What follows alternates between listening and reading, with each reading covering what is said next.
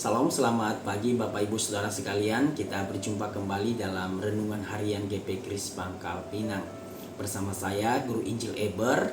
Mari saya ajak jemaat Tuhan, sebelum kita mendengarkan firman Tuhan ini, mari kita masuk di dalam doa terlebih dahulu. Mari kita berdoa. Bapa di surga, Allah yang mengasihi kami, yang mengutus anakmu yang tunggal untuk menebus kami dari dosa-dosa kami. Kami bersyukur untuk semuanya itu. Dan kami mau menjadi anak-anak yang taat, hamba-hamba yang taat, melakukan apa yang Kau firmankan. Dan hari ini kami akan mendengarkan firman-Mu. Tolong kami, agar kami bisa memahami firman-Mu ini. Dan kami dapat mengaplikasikannya dalam hidup kami hari lepas hari. Kami sudah siap mendengar firman-Mu ya Tuhan. Dalam nama Tuhan Yesus kami berdoa dan mengucap syukur. Amin. Firman Tuhan hari ini saudara terambil dari Matius pasalnya yang ke-8 ayat 18 sampai ayat yang ke-22. Demikianlah firman Tuhan. Ketika Yesus melihat orang banyak mengelilinginya, Ia menyuruh bertolak ke seberang. Lalu datanglah seorang ahli Taurat dan berkata kepadanya, "Guru, aku akan mengikuti engkau kemana saja engkau pergi."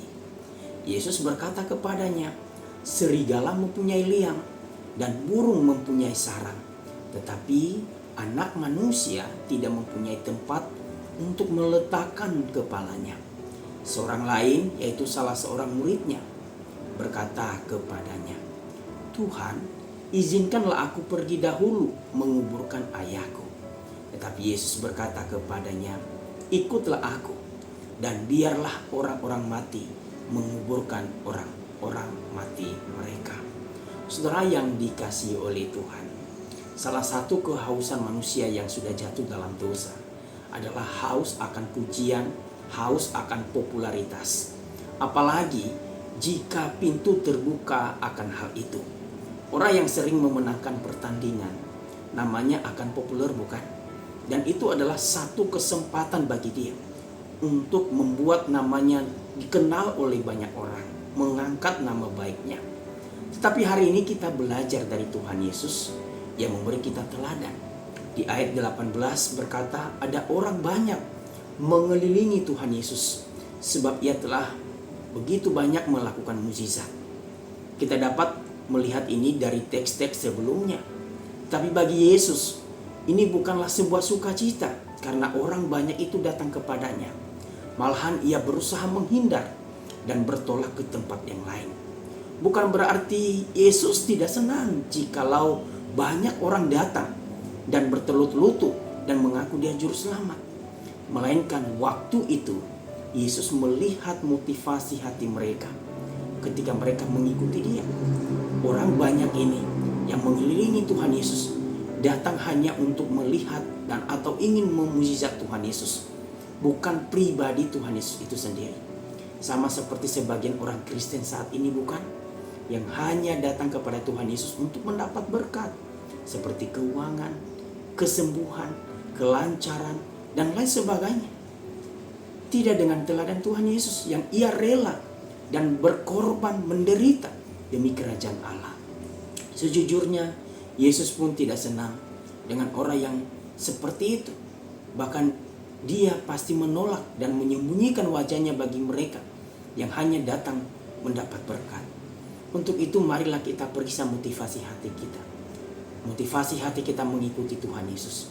Apakah kita tulus atau ada motivasi yang lain yang terselubung sesuai dengan keinginan-keinginan hati kita sendiri.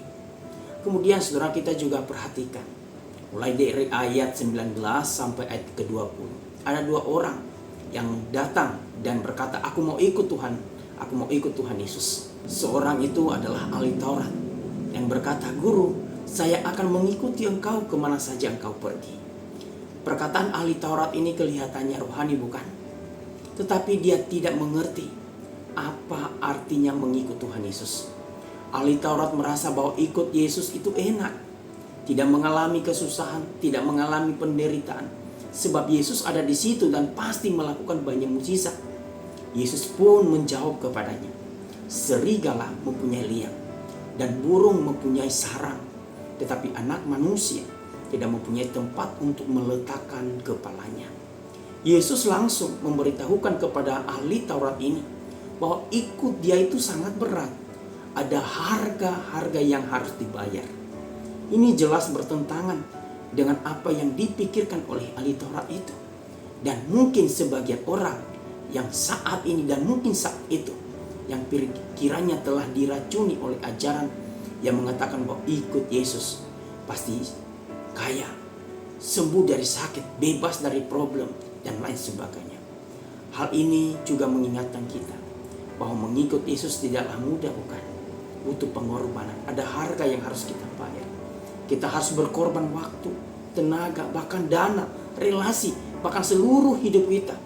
Kita pakai untuk kemuliaan Tuhan Yesus. Kita telah dibeli dengan darahnya, dengan tubuhnya yang kudus, dan sekarang kita adalah milik Yesus seutuhnya. Maka seluruh hidup kita hanya untuk menyenangkan dan memuliakan Yesus Kristus. Seorang lain juga disebut salah satu murid Tuhan Yesus dan berkata, "Aku ikut Engkau Tuhan Yesus, tetapi izinkan aku terlebih dahulu pergi menguburkan ayahku." Saudara, ada orang-orang yang menafsirkan bahwa ayah orang itu memang baru saja mati. Tetapi rasanya tidak mungkin Yesus melarang demikian. Sebab Yesus memerintahkan hormati ayah dan ibumu. Apalagi cuma minta waktu sebentar untuk menguburkan ayahnya. Saya setuju dengan penafsiran yang lain yang mengatakan bahwa tradisi saat itu adalah bahwa seorang anak harus menguburkan ayahnya. Jadi biasanya anak tidak mau pergi jauh sebelum ayahnya mati. Dan ia harus yang menguburkan ayahnya itu. Jadi yang diminta oleh orang ini adalah penundaan untuk mengikut Yesus sampai ayahnya mati. Yang menunggu sampai ayahnya mati, barulah ia mau ikut Tuhan Yesus. Saudara, penundaan yang dilakukan orang ini adalah ketidaksadaran bahwa melayani Tuhan Yesus, melayani Tuhan merupakan hal yang mendesak.